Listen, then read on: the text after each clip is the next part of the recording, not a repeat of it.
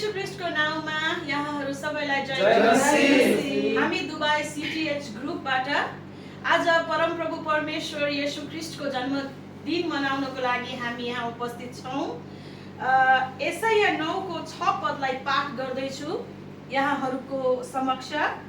किनभने हाम्रा निम्ति एकजना बालकको जन्म भएको छ, हाम्रा निम्ति एकजना छोरो दिएको छ, शासन उहाँको काँधमा हुनेछ।